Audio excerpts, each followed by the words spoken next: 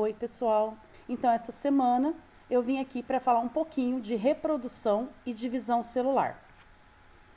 Vamos começar então falando de reprodução. Reprodução é um processo no qual um ser vivo ele produz novos indivíduos.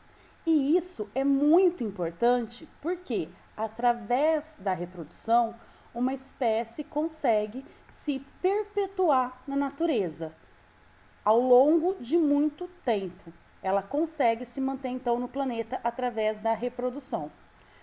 Em todos os seres vivos, para que aconteça a reprodução, é preciso que aconteça um processo chamado divisão celular. É através da divisão celular que vão ser originadas novas células que vão dar origem a esses novos seres vivos. Cada célula possui dentro dela o que a gente chama de material genético, que é formado por vários fiozinhos de DNA e algumas proteínas. Esse conjunto de filamentos é chamado de cromatina. Durante a divisão celular, essa cromatina ela vai se condensar, ou seja, esses filamentos vão ficar mais grossos e passam a ser chamados de cromossomos. Na maioria dos seres vivos, a gente vai ter um parzinho de cada cromossomo, um de origem paterna e o outro de origem materna. E esses pares de cromossomos são chamados de cromossomos homólogos.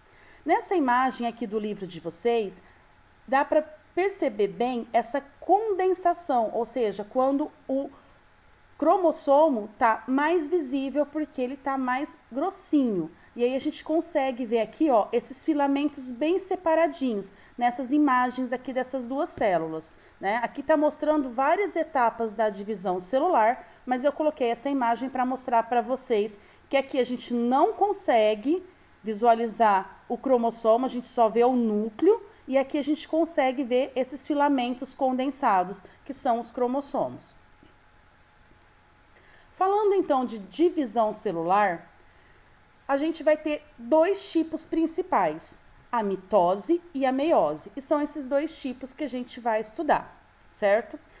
Antes de ter qualquer uma das divisões celulares, vai acontecer um processo de duplicação daquele cromossomo, daquele material genético.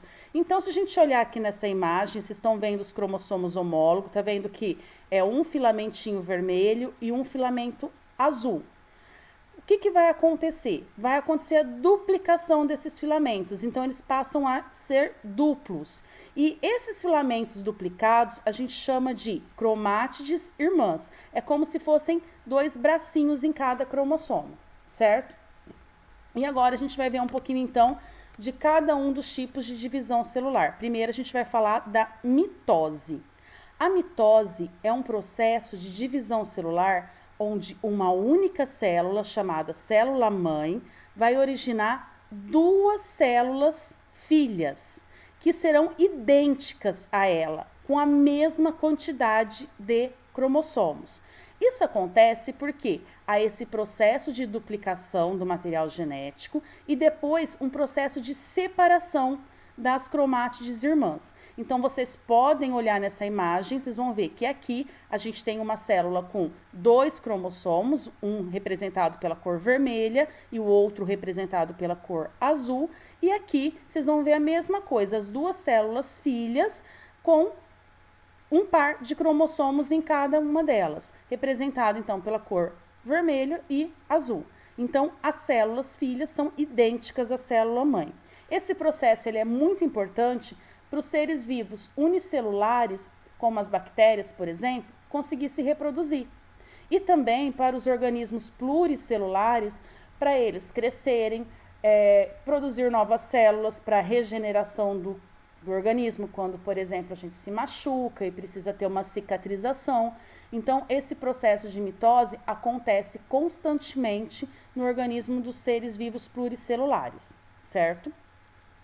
Falando de meiose, a meiose é um processo de divisão celular em que uma célula-mãe dá origem a 4 células filhas, com a metade do número de cromossomos da célula mãe. Então, é um processo que reduz pela metade o número de cromossomos. Se a gente olhar aqui na imagem, a gente tem um parzinho de cromossomo na célula mãe e vocês vão ver que cada uma das 4 células filhas tem apenas um dos cromossomos. Por que que isso acontece? Porque há uma duplicação para 2 divisões sucessivas. Então, acontece uma duplicação, a célula divide, e aí, em vez de separar os bracinhos, as cromátides, separa o parzinho do cromossomo, que chama cromossomo homólogo. Então, separou o parzinho. E aí, essa célula já se divide novamente, sem duplicar de novo o material genético. Nesse momento, separa as cromátides, que são os bracinhos do cromossomo. E aí, no final, a gente vai ter, então, as 4 células filhas, com a metade do número de cromossomos da célula mãe. Esse processo, ele é muito importante porque através deles, os seres vivos vão formar células relacionadas à reprodução, que são chamadas de gametas. E essas células vão ser muito importantes para os processos de reprodução que a gente vai ver agora. Vamos lá. Tipos de reprodução. A gente vai ter basicamente 2 tipos. A reprodução assexuada e a reprodução sexuada, que a gente vai falar daqui a pouco. Reprodução assexuada. O que é a reprodução assexuada? É aquela em que um organismo gera um outro indivíduo sozinho, sem a participação de gametas. Então, um genitor vai dar origem a um clone dele. Por quê? Porque o indivíduo formado, ele tem as características genéticas idênticas ao do genitor. E aqui a gente tem 2 exemplos para vocês verem. A divisão binária, que, por exemplo, acontece nas bactérias. Uma única célula faz aquele processo que a gente falou lá, de mitose, e forma 2 novas células. Então, aqui a gente está vendo uma célula se dividir, originando 2, tá? Idênticas. E aqui, um outro processo, que é o brotamento, no qual um indivíduo jovem, com tamanho menor, ele começa a surgir no corpo do genitor, e aí ele fica preso, fica ligado no corpo do genitor, até ele ter um tamanho um pouco maior, e aí ele vai se soltar e viver independente, tá? Isso daqui é brotamento, então surge o que a gente chama de broto, que também vai ser idêntico ao genitor, certo? Nesses 2 exemplos, a gente tem, então, reprodução assexuada, porque os indivíduos gerados foram gerados a partir de um único genitor e são idênticos a eles.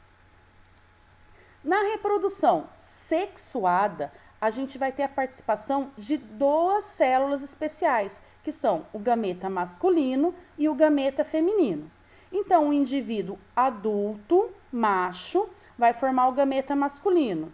Um indivíduo adulto fêmea vai formar o gameta feminino, através daquele processo que a gente viu, chamado de meiose. Esses gametas masculino e feminino vão se juntar num processo chamado de fecundação e formar uma nova célula, que é chamada de zigoto.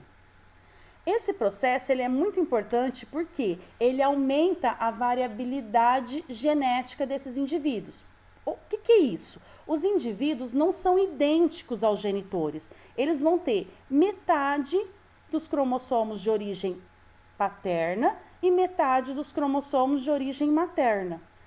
Então, eles não são idênticos aos genitores e a gente vai tendo variáveis genéticas bem diferentes. Isso aumenta a chance de sobrevivência, certo?